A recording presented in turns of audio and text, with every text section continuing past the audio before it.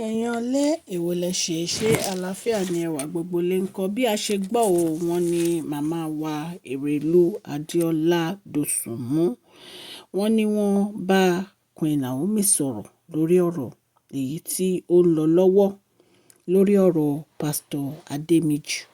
Wọ́n ní wọ́n sọ fún wọn wípé kí Queen Naomi ní sùúrù o.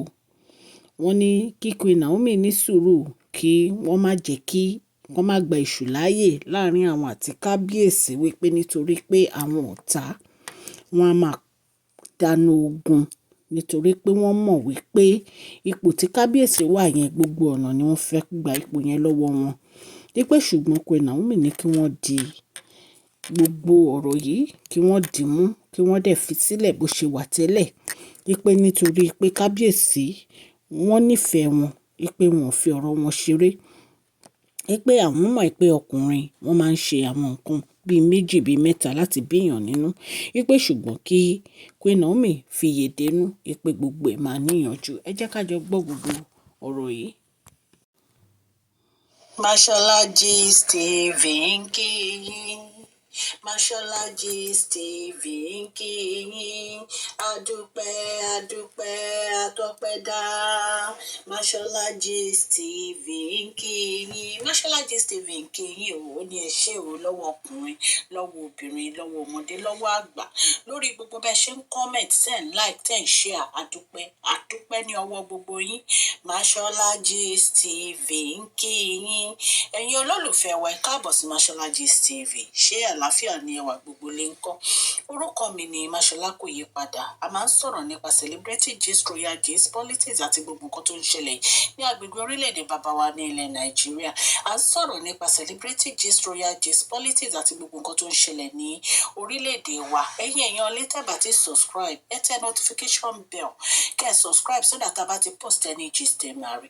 A ń sọ Yorùbá lórí channel yìí nítorí pé a fẹ́ gbàgbé àṣà àti èdè wa. Ẹ̀yin èèyàn lé à ń ṣe advert lọ́lọ́kùn òjọ̀kan lórí channel yìí, ẹ kàn sí wa ní Mashola Gist TV. Ọlọ́run Elédùmarè á bá mi gọ́wọ́ yín sókè o. Ọlọ́run Elédùmarè á bá mi ran gbogbo yín lọ́wọ́ o. Òkè òkè ni ọlá yín á máa lọ o. Ọlá yín ò ní lọ ìsàlẹ̀ láíláí. Ẹ̀yin aráalé bí a ṣe ń sọ lọ màmá wa Erelu Abiola Dosumu wọ́n sọ̀rọ̀. Wọ́n ní kí Queen Naomi fi yèdénú. Bí a ṣe mọ̀ àwọn ni wọ́n ń pè ní Queen Mother of Lagos of all Ọba in Yoruba land. Àrólé Kétu àwọn ni wọ́n ń pè bẹ́ẹ̀. Wọ́n ti ṣe iṣẹ́ gudugudu méje yàyà mẹ́fà fún àwọn obìnrin ilẹ̀ Nàìjíríà. Àwọn ni wọ́n tún ń pè ní Erelu Kétu Ivy of Lagos. Ẹ̀yin èèyàn lé bí a ṣe gbọ́ o. Wọ́n ní ọkọ wọn ní Mayor Adékúnlé Ẹlẹ́gbẹ́dé. Nǹkan tí a rí tí wọ́n sọ nìyẹn. So ẹ̀yin èèyàn lé màmá wa yìí àwọn ni wọ́n bá Queen Naomi sọ̀rọ̀ wípé kí wọ́n jọ kí wọ́n fi ìyèdénú nítorí pé àwọn ní ìfẹ́ wọn gidigidi. Àwọn ò dẹ̀ nífẹ̀ẹ́ nǹkan tó máa da àárín àwọn àti kábíyèsí rú. Wípé kábíyèsí jẹ́ èèyàn kan tó jẹ́ pé ẹni dáadáa ni wọ́n. Wípé kábíyèsí dẹ̀ jẹ́ ẹni tó jẹ́ pé àwọn ò lè ever pa ọ̀rọ̀ wọn tì nítorí pé wọ́n ti di bàbá fún àwọn. Wọ́n rọ Queen Naomi pé kí Queen Naomi kí wọ́n wo gbogbo bí wọ́n ṣe jọ bẹ̀rẹ̀ látẹ̀yìnwá. Wípé kábíyèsí is a very loving person. Wípé destiny kò lè ṣàìmáṣẹlẹ̀ ní gbogbo ọ̀rọ̀ àwọn ìyàwó tí kábíyèsí tí wọ́n lọ kó jọ yìí. Màmá wa tẹ̀síwájú wípé ipò tí Queen Naomi wà lénìí kò yẹ kí wọ́n fi falẹ̀ rárá. Wípé gbogbo nǹkan dẹ̀ ni àwọn èèyàn máa ṣe láti fi gba ipò yẹn lọ́wọ́ wọn. Wípé kí Queen Naomi má fi ojú lásán wo gbogbo nǹkan tó ń ṣẹlẹ̀. Wípé àwọn mọ̀ pé prophetess ni wọ́n o. Wípé wọ́n dẹ̀ ní ẹ̀mí Ọlọ́run. Wípé ṣùgbọ́n àwọn ń sọ fún wọn ní ìsìn pé kí wọ́n di ipò yìí mú dáadáa as the first wife of the monarch. Majesty bàbá wa onírìṣà Adéyẹyè wọ́n ní kán di ipò yìí mú dáadáa kán má fi falẹ̀. Wípé ara yóò fẹ́ni fọ́rọ̀ àforí ẹni. Ẹ̀yin èèyàn lé ìyá wa sọ dẹ́ndé ọ̀rọ̀.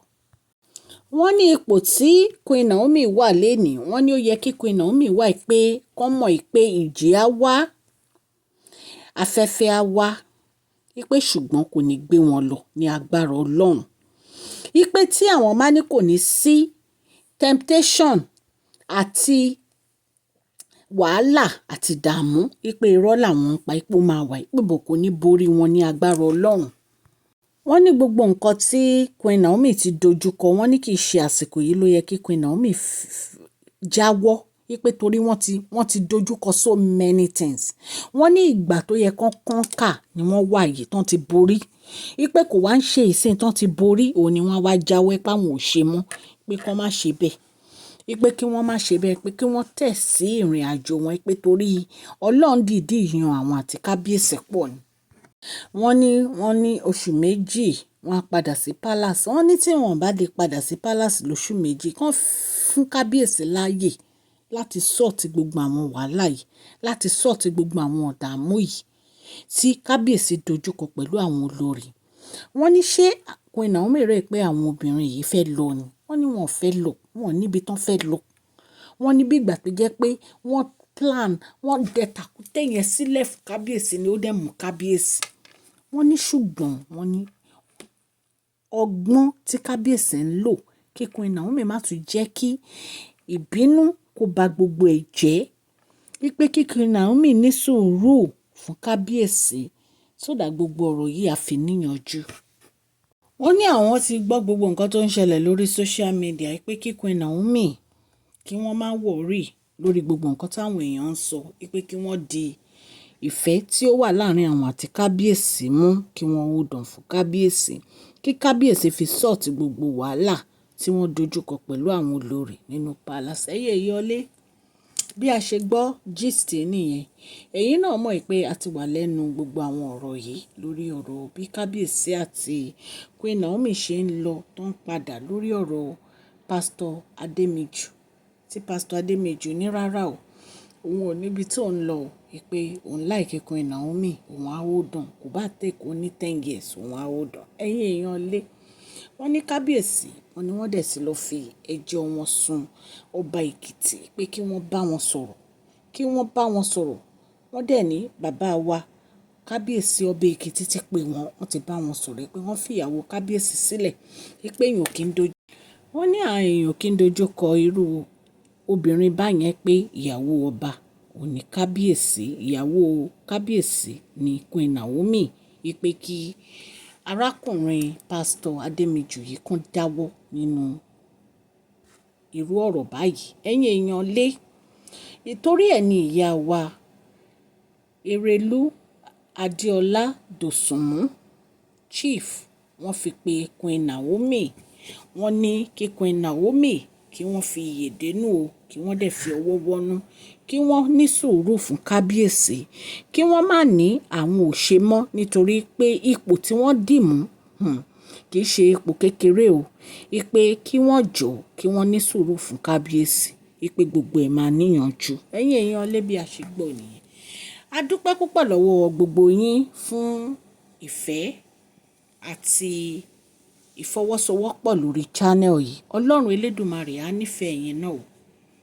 Ní agbára Ọlọ́run ẹ̀ ní fi ọwọ́ gbé ọmọ sí o. Òkè òkè ni ọlá yín á máa lọ wẹ́ jọ. Ẹ má gbàgbé kẹ́ subscribe ó kẹ́dẹ̀ má gbàgbé kẹ́ fún fídíò yìí ní thumbs up. Ọlọ́run Elédùmarè á bá mi dúró tì yín o. Ní agbára Ọlọ́run gbogbo nǹkan tí ẹ bá dáwọ́lé á yọrí sí rere. Please share this video, like and subscribe. God bless you all.